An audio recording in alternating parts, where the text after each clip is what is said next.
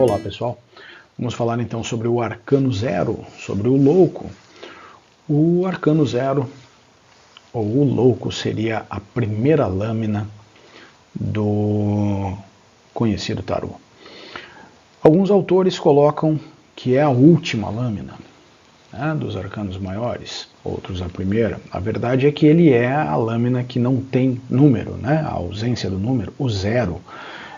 E assim sendo, então, o Louco tem essa função de estar transitando entre mundos.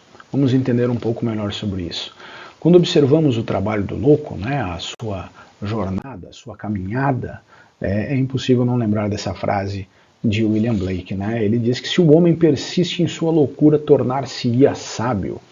Essa reflexão ela diz respeito ao mergulho do homem no inconsciente. Né? Então, quanto mais ele conhece a sua loucura, o seu mundo inconsciente, mais ele se torna sábio, visto que este mundo inconsciente tem respostas para muitas das perguntas que fazemos conscientemente.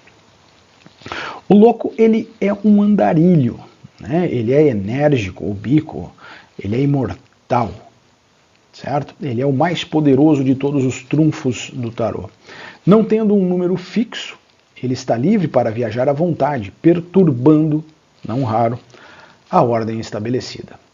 E temos a representação dele também como o Coringa de qualquer carteado por aí. E o Coringa, então, ele liga dois mundos. O Louco, ele está entre dois mundos. Esse mundo contemporâneo de todos os dias, onde quase todos nós vivemos a maior parte do tempo, e a terra não verbal da imaginação. Então, lá no mundo do inconsciente. Quando se começa a observar a jornada do Louco, a gente começa a compreender como que se dá toda a trajetória dos arcanos. Lembrando, né, temos em um outro vídeo aí um pouquinho mais sobre os arcanos, os arquétipos. Aqui lembrando que os arcanos, os maiores no caso, tem os arcanos maiores, os arcanos menores, e estes últimos não estão no nosso interesse no momento. Os maiores, então, têm a sua relação por imagem simbólica, pelo simbolismo com os arquétipos. E os maiores são parte fundamental, então, dessas lâminas, conhecidas como o baralho do tarô. Essas lâminas são utilizadas com fins de autoexploração, autoconhecimento e reflexão espiritual. Então, como sendo aqui um formato, né, um trabalho projetivo desse mundo inconsciente, né, através destas cartas. São 22 cartas numeradas de 0 a 21, por isso que a gente coloca, né, que o Louco, ele tem o 0, ele pode estar transitando, né, entre toda essa caminhada. Elas representam aspectos profundos da experiência humana, favorecendo então insights sobre diferentes estágios da vida, desafios, oportunidades e lições a ser aprendidas. A importância dos arcanos reside na maneira como eles abordam temas universais. Eles são repletos de simbologia, né, pessoal? Esse simbolismo arquetípico que está, então, trazendo um conteúdo deste inconsciente coletivo ao nosso inconsciente, né, pessoal, através, aqui, então, destas imagens. Então, a importância vai residir aqui na maneira como eles abordam esses temas universais e arquetípicos da condição humana, permitindo que as pessoas consigam aí fazer uma maior exploração das suas questões emocionais, psicológicas e espirituais. Cada carta dessas é um mundo de simbologia, né? São complexos, são ancorados em mitos, tem inclusive, né, entre os vários, diversos, muitos baralhos existentes, um se chama, né, o baralho mitológico, o tarô mitológico, que é todo exatamente fundamentado em arquétipos da mitologia, né, nas questões da mitologia grega. Tem uma facilidade interessante de fazer a relação, então, de maneira clara com o trabalho arquetípico que o Jung propôs. Tá? Então, cada carta tem essa simbologia rica, complexa, ancorada nos mitos, filosofia e cultura, que vai proporcionar, né, uma base de interpretação e análise. Como eu falei, são muitos os formatos dos baralhos conhecidos, das representações nas suas lâminas, e sempre é importante quando quem tem o interesse de buscar esse estudo mais sério, através da simbologia representada neste trabalho, né, buscar aquele que tem mais proximidade com o seu conhecimento cultural e por que não, né, dentro do seu conhecimento de mitologia também. O Arcano Zero ou Louco, este, né, numa das representações mais antigas aqui do meu lado, né, essa seria a representação do Tarot de Marselha. Então, é uma das cartas mais enigmáticas e intrigantes destas lâminas conhecidas como tarô.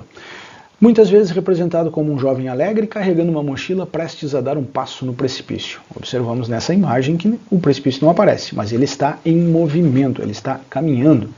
Né? Buscar a origem destas cartas é algo extremamente difícil, né? Porque ele não tem exatamente assim um registro, né? Os mais antigos, então os registros mais antigos vão datar aí da Idade Média com o baralho de Marselha, né? Se não me falha a memória, é um dos mais antigos. Mas também vamos encontrar alguns autores trazendo referências do Egito Antigo, então realmente da onde começa, não sei. Mas as mais antigas que temos conhecimento, pelo menos as que eu tive conhecimento, são o Tarot de Marselha, nessa representação que está aqui ao meu lado, bem colorido, com os elementos que são os mais importantes, o movimento, o baralho, a carta do louco, né, ela coloca todo esse jogo em movimento, tem a parte instintiva ali, né, bem primitiva, é o companheiro dele ali, o cachorro, a mochila, né, então carregando o seu conteúdo, entrando em movimento. O louco, como a carta inicial, é muitas vezes interpretado como representando o início de uma jornada. Início de uma jornada. A gente aqui já faz uma primeira correlação com a teoria da psicologia analítica, quando Jung fala no processo de individuação, que é uma jornada. Né? Muitos autores falam, inclusive Jung falou também na jornada do herói. O nosso herói aqui, no caso, estaria iniciando a sua jornada, é o louco, né? Que está se pondo em movimento. Vamos entender que existe todo pode ser que sim, pode ser que não, mas dá para a gente buscar assim, pois esse cara ele está dando esse pulo, né, ou este passo em busca pela verdade, pela liberdade do convencional, sair daquela questão, né, do convencional do dia a dia, buscando então um autoconhecimento. Aqui nós temos outras imagens, né? Tem ali o primeiro tarô mitológico, o segundo, né, uma representação também mais próxima de Marselha, e no último ali o egípcio também. Né? E aqui a gente consegue observar então as duas primeiras lâminas, né? Tanto no mitológico como esse de Rider-Waite, o precipício, né? Esse passo quase que inconsciente, pois o louco ele está olhando para cima e não está vendo aonde está caminhando. Né? O elemento primitivo, o animal, no mitológico, está ali a ave em cima dele. No de Rider-Waite está ali o cachorro também latindo, segurando, né? Aqui ele não está mordendo como na lâmina anterior que nós vimos no de Marselha, mas faz parte também nesse movimento, porque o louco ele está olhando para cima, ele não está olhando o que ele está fazendo, ele está dando um impulso, ele está dando aquele, né, o passo de fé, como fala o americano, né, ele está indo pela sua fé, pelo seu impulso, sem observar exatamente o que estaria à sua frente, porque a visão dele está para o alto. Ele pode ser visto como uma representação do indivíduo que está disposto a se aventurar pelo desconhecido, sem medo das consequências. Eu estou olhando para cima, pô, não estou vendo o que está vindo pela minha frente. E como tal, ele carrega uma energia de impulsividade, criatividade e espontaneidade. Ele representa o começo da jornada, a busca pelo desconhecido. Então ele é o impulso daquilo que se precisa. Que uma outra representação, né, mais artística, mas muito bela também, mostra o passo, né, o rapaz está com o pé no ar, né, para dar aquela primeira caminhada, olhando aos céus. Tem a questão de toda esses elementos também, a mochila, né, aqui ele está com uma roupa também bastante primitiva, tem até um chifre meio, né, dionísico ali, também uma representação, e essa mudança, né, entre noite e dia, as estrelas e a luz, né, a parte inconsciente e a parte consciente, que são os dois mundos por onde o louco transita tão perfeitamente. Jung acreditava que o inconsciente continha elementos arquetípicos, né? Ele falava muito sobre o inconsciente coletivo, a forma dos arquétipos, a maneira como interferem, né, e influenciam a nossa vida. Tem algum outro material também no canal para você poder aprofundar, mas ele traz todo esse material. Ele fala sobre os símbolos universais, então os arquétipos, que têm significados profundos e funções maravilhosas para a psique humana. O louco, então, ele pode ser interpretado como um símbolo do arquétipo do self, centro unificado da personalidade em busca dessa integração da totalidade. Por que isso? Porque ele transita entre um inconsciente e o consciente, então podemos ter essa compreensão também. O louco embarca em uma jornada rumo ao desconhecido. Os indivíduos, no caso, são convidados a explorar o seu próprio inconsciente para alcançar a autenticidade e a plenitude. Então, para que eu possa ser um ser individualizado, melhor falando, de acordo com o que o Jung propõe, eu preciso conseguir fazer este mergulho ao meu inconsciente e tomar posse, então, desse meu conteúdo, o que não é muito fácil. O conceito de individuação de Jung também se alinha com essa jornada do louco, como eu vinha falando. Assim como a carta sugere uma jornada de autoexploração e transformação, o processo de individuação envolve a busca consciente e contínua pela realização do potencial humano, pela harmonização, equilíbrio dos aspectos internos da psique. Portanto, o Arcano Zero e a psicologia junguiana compartilham a ideia de que a jornada pela busca do autoconhecimento e a aceitação das partes menos convencionais de si mesmo, a integração dos elementos internos, são passos essenciais para o crescimento psicológico e espiritual. Se você quer saber um pouquinho mais sobre essa jornada, tem outro vídeo no canal ali falando como é que é o passo a passo da jornada, né, do processo de individuação. O louco, o Arcano Zero, né, um andarilho imortal, é um dos mais poderosos trunfos do tarô. Falamos inicialmente, vamos finalizando com essa ideia ainda para dar um fechamento.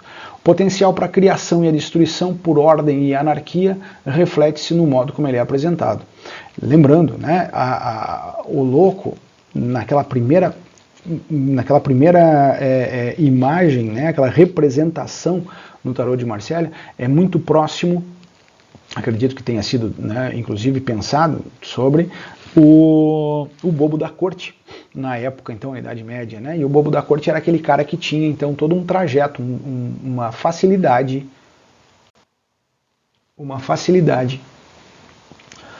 de transitar entre o povo, os nobres e a realeza.